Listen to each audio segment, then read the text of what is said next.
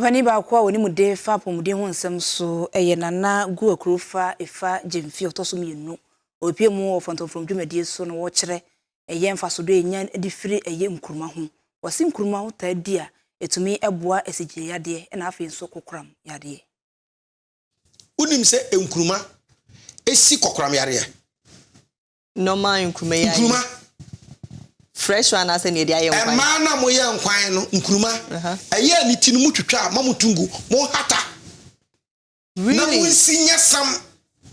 research evidence tie say na nkwan efren okra okra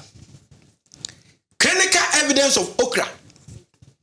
Similarly, one clinical study supported with evidence administration of 500 milligram of okra powder capsules 3 times a week reduce and reverse diabetes and cancer.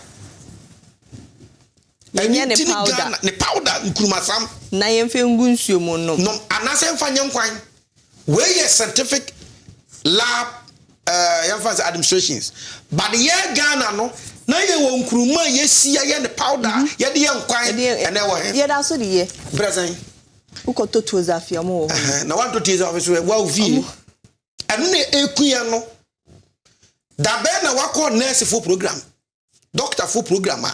obi di nkuruma nkwan nkuruma dry ayankwan aba ye be kese airtime ye be fried rice na nchicho. Thank you and you hwe yare pa yare na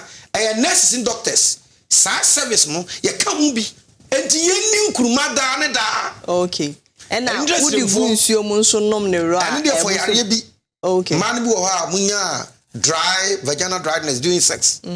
to twitwa no dey gunsuo na abam na wanom okay onum 3 days be man so no mu ange na charge baby aye kama enkore hwebi.